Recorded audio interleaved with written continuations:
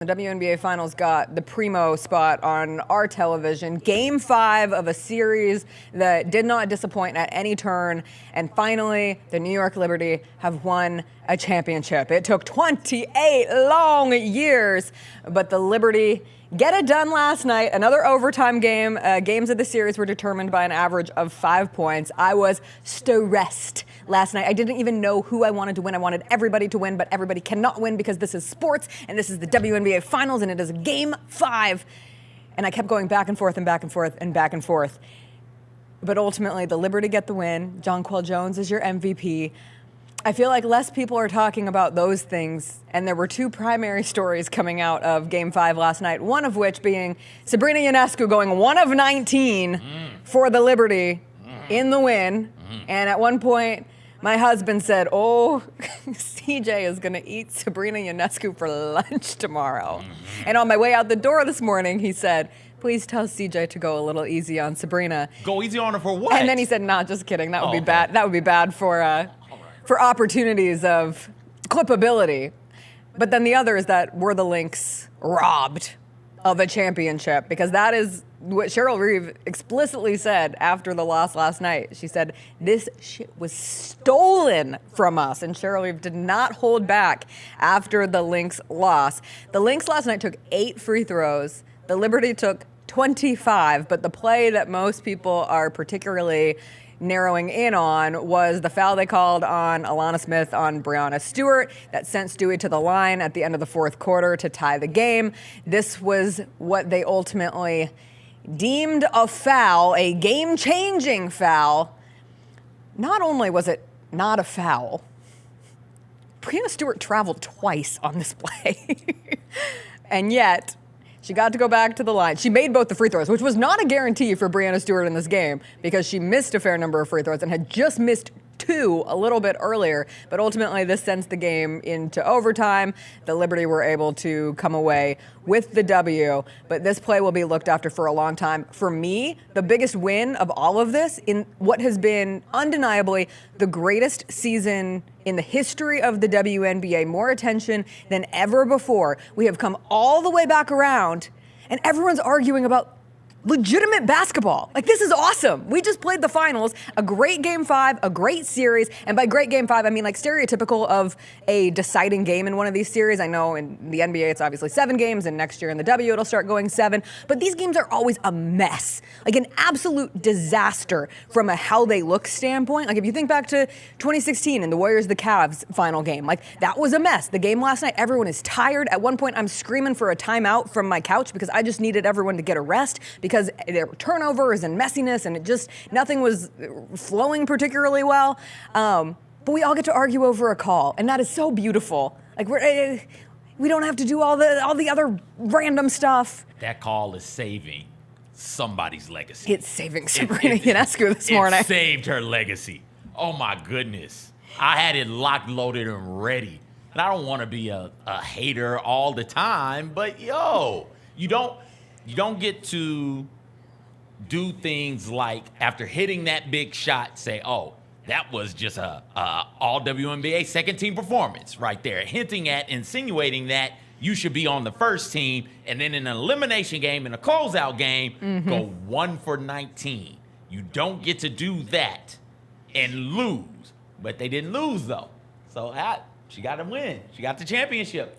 I can't hate. She got it. I will say, initially, I thought that was a foul. And then they started showing the other angles. So, no, it's very clearly not a foul. And I was so focused on, was it a foul or wasn't it a foul, that I didn't even stop and think, oh, did she travel? Yeah. I was as irate as I could be at the pass. If you go back to that clip, that was a terrible pass. Why are you throwing that ball there? Who is that? Is that Sably? Who's on the inbounds? I can't remember. Throw it back up. Throwing the ball in. Like, why are you throwing it here? There's no reason for you to throw it there. Is it Phoebish? Yeah. Rookie. There's no reason for you to throw it there.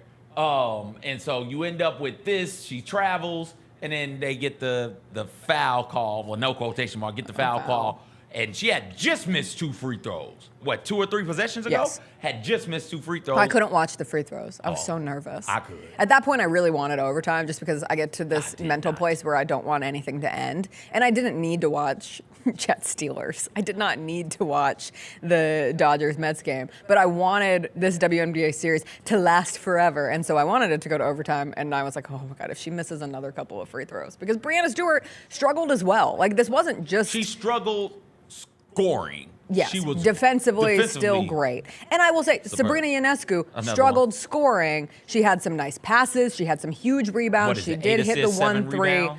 I thought when she made that 1-3. Yeah, 8 assists, 7 rebounds, 2 steals. Oh, here it is. She's coming alive. She's on. She's going to have that. And then she just proceeded to clank every single I think at that shot. point she was 0 of 11 when she finally hit the 3. And the fact that she still took another 8 shots after that was insane. The one she took in the corner, it's like, what are you doing? Why are you taking that shot? But this happened on Friday night, too. Yes, it did. For both of them. She laid 2 of the biggest eggs in WNBA Finals history. Coming off one of the biggest shots in WNBA history. One of the better games in WNBA Finals history. And she laid 2 big old fat eggs. But I can't say anything about her because she's a champion. And that's my rule. You win the championship, all is forgiven. You got it.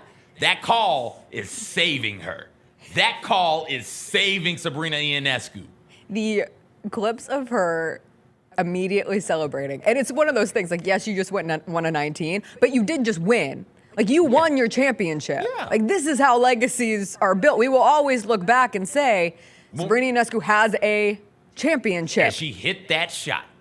She hit that shot. We will not talk about the last 2 games of the series.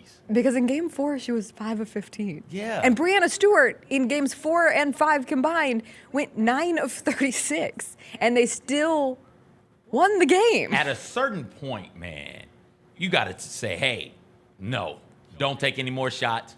Pass the ball around the perimeter a couple of times, then throw it to Jonquel on the block and just let her go to work. Jonquel was awesome. Phoebus was Sabally really good. was great off the bench.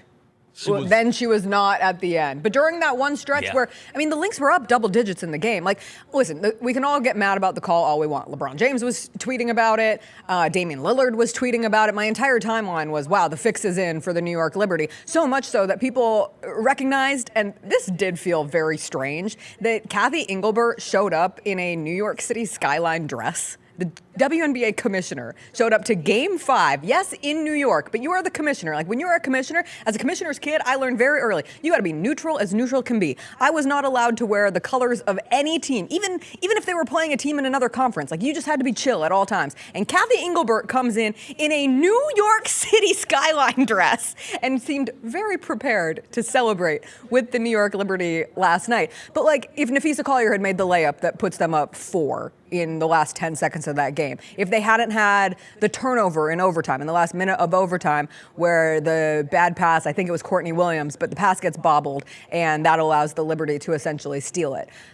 All that said, like, the Lynx had so many chances to just put the door down on this Liberty team, especially because of the performances offensively by Sabrina and Stewie. But ultimately they didn't. And during that run, when they were trying to figure out, like, how do we get back in this game, they used a lineup that they had essentially never used this season. And it was Sabally, Sabrina, Stewie, Phoebus, and Thornton? Maybe. Okay. I can't remember if Jonquel was in there too, or if they went with Sabally instead.